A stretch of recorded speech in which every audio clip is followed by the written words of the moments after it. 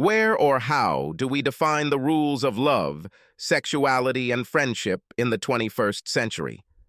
Having lived a monogamous life since I got married, I was faced with a new reality. My wife has established an emotional connection with another person in the virtual world. Strange new reality.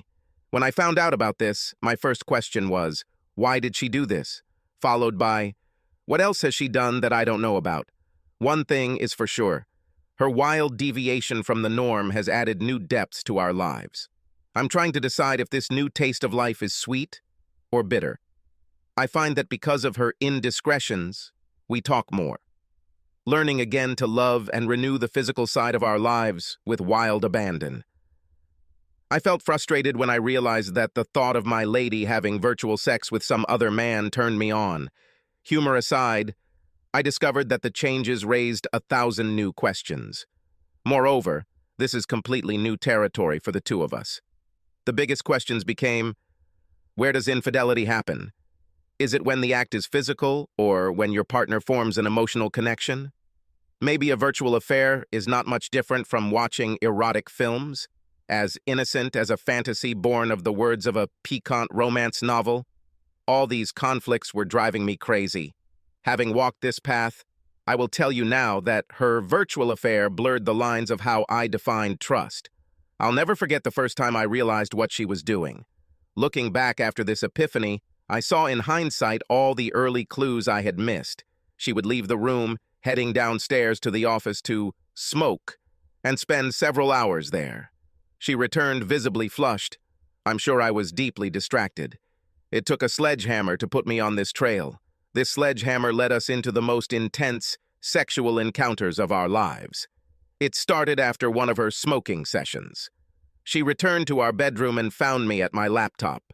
The blush on her cheeks and her gaze were something I hadn't seen in years. She removed the computer from my lap and climbed onto the bed. Before I knew it, she was already on top of me. Never in all the time we were together had she been so aggressive. Of course, as any man would do, I didn't question my luck and answered. She was passionate. Her hands tore my clothes, her lips pressed into mine. No warm-up, no seduction. It was clear that she wanted this without any foreplay. Her pressure excited me almost instantly. My hands filled her breasts themselves and then reached for her shirt. I don't remember undoing the buttons. She was wearing the sexiest little bra I had never seen before. It was a flattering shade of red, lacy, soft, sheer. As much as she needed me, I needed her too. One hand left her chest, turned around and went down. There were no seductive caresses, only a mad rush. The second my fingers touched her, understanding dawned on me. At that moment, all the evidence came together, and her indiscretion became obvious. In a fit of passion, I decided to deal with this issue later. Right now, I was going to have hot and passionate sex with her. I took her like I had never taken her before. Rude, demanding, and with a desire to punish her. Gone are the sluggish contractions and boring automatic responses. In their place was wild, raw, evil rage. Not caring about her, I tore off her shorts. She was wearing panties that matched her bra. Why did she dress so sexy? And who else could see all this before me? I was sure that she had sex on a smoke break.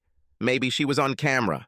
The thought of her showing another man her body turned my soul upside down. I remember thinking how good she looked in those panties before I pushed her back onto the bed. My rude behavior shocked her. I looked at my wife, thinking about what she did. Mad, passionate, contradictory storms of chaos swept through me. I wanted her more than I ever had in years, and at the same time I was very angry with her.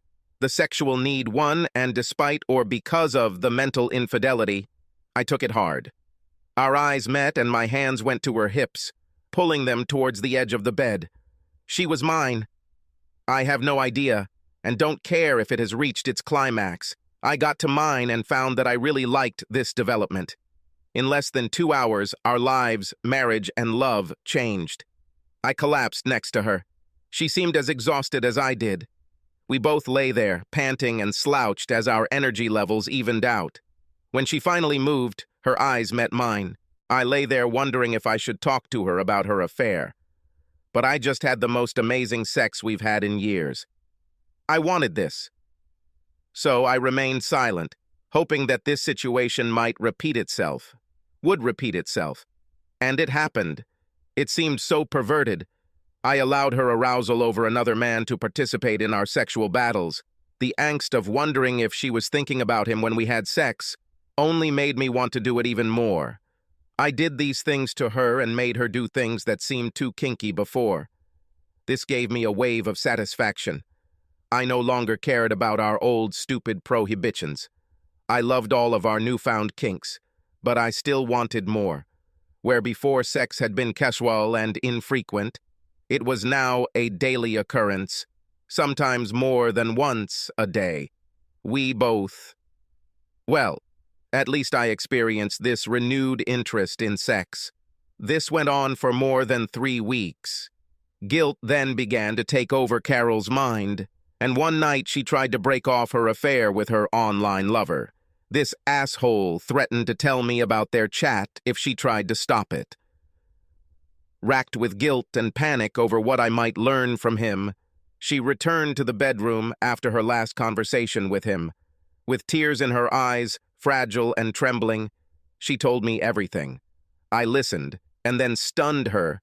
When I told her that I had understood everything a long time ago, she froze with her mouth open.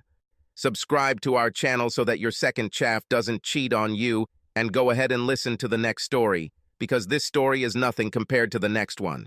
If you're under 18, don't even think about listening to the next one.